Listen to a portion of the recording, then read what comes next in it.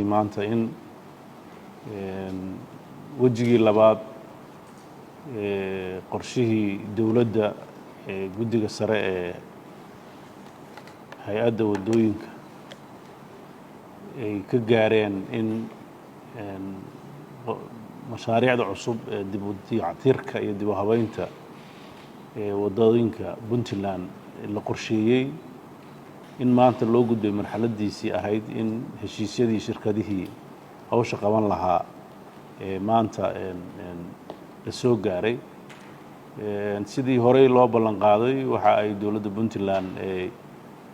board of director-ka hay'adda wadooyinka u ogolaaday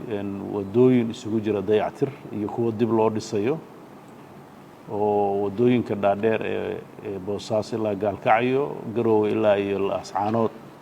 ku teedsan oo qaybna ay tahay buuxin iyo dayactir qaybna ay tahay dayactir ballaaran oo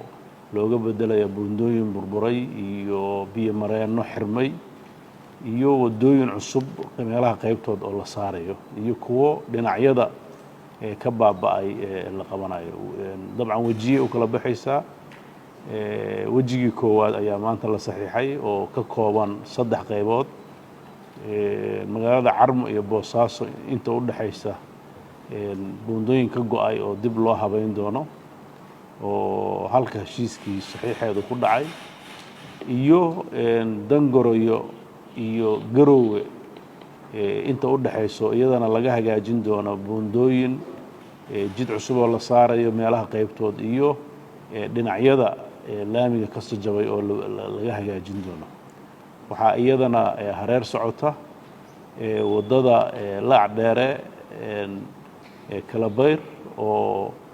horey u qorshaysnayd oo 5 kiiloomitir oo horeysay la sameeyay 20 kiiloomitir inta kalena iyadana mashruucan hadda ku bilaabanaysa maalmihii u dambeeyay wasaaradda maaliyadda waxaan uga mahad celinayaa in ay mashruuca qaybihiisa horena paymentgiisi qaybtii u horeeyay bixisay kuwa cusub oo hadda la galayna shirkadihii la isla gartay qiimaha iyo shaqada lagu qabanayo iyo sidii loo horumarin lahaa waxaan ku rajooynahay dabcan wadadeenu way gabowday waqtina way u baahan tahay in mar walba gacanta lagu hayo intii hore oo la qabtay wax badan ayay ka bedeshay isku socodka gaadiidka iyo sahlidda badeecadda iyo dadka isu gooshidooda kuwa hadda la qaban doonana waxaan rajeynayaa inay noqdaan kuwa iyagana sidii hore ka wanaagsan sidoo kale waxaan rabaa inaan bulshada reer Puntland la wadaago waxa iyadana jirta mashruuc kale oo ah Gaalkacyo Xarfo oo ay naga kaalmeyn doonto wadamada EU-da oo ay soo marin doonto African Development Bank oo aan rajeynayno iyadana in uu qabsoomi doono marka sidaan oo kale heshiisyadiisa iyo qodobada xeerarku ay dhigayaan la dhameeyo inuu iyadana sidaan oo kale loo soo bandhigi doono cidda qaadatay marka ay buuxiyaan shuruudaha la soo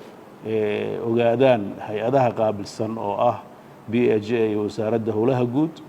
kadibna wasaaradda maaliyaddu ay contractkaas ogaato iyo cidda supervise garayn doonto la xaqiijiyo Puntland ha ahaato qandaraasyada iyada bixinayso ama ha ahaato qandaraasyo hay-adaha deeq bixiyaasha ay ka heshay mid walba waxay marin doontaa xeerarka iyo shuruucda dawladnimada ee Puntland oo ay tusaale u tahay in dawladnimo wanaagga iyo dawlad disku ay qayb ka ahaato waxaan rajeyn doonaa inaysan dhici doonin contract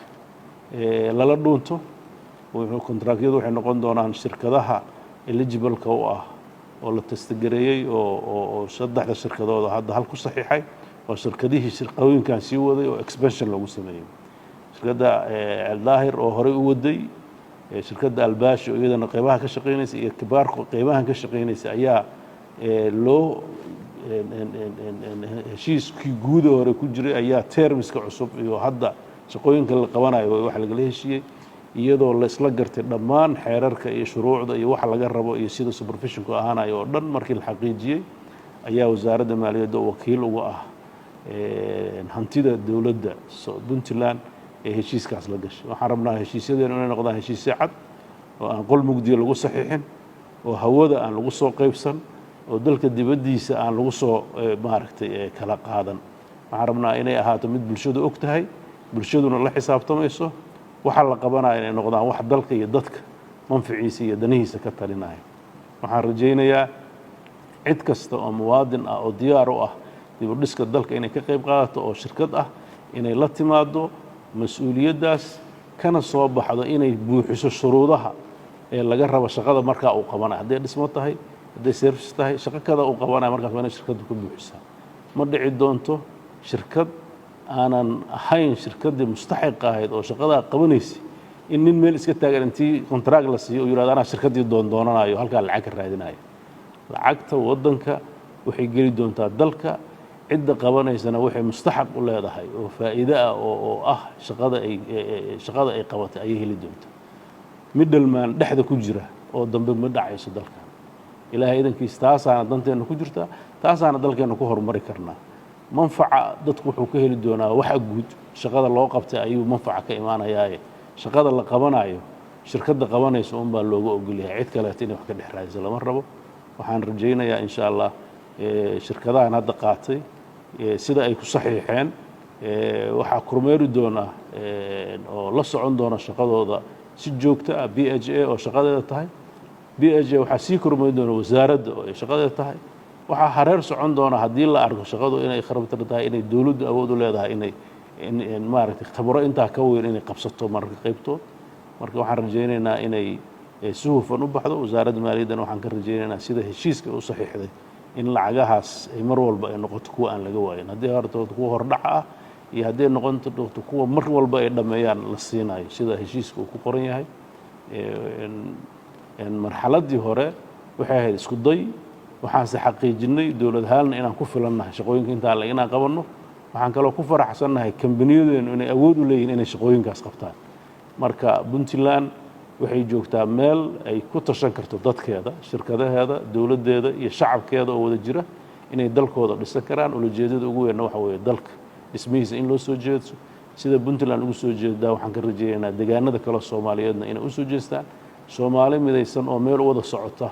oo danaheeda iyo dadkeeda ka shaqaysanaysa oo ummaddeeda u shaqaynaysana marka ugu dambaysa in si wanaagsan loo gaaro intaas ayaan hadalka kusoo kuweera waana mahadsantahay wasalaamu calaykum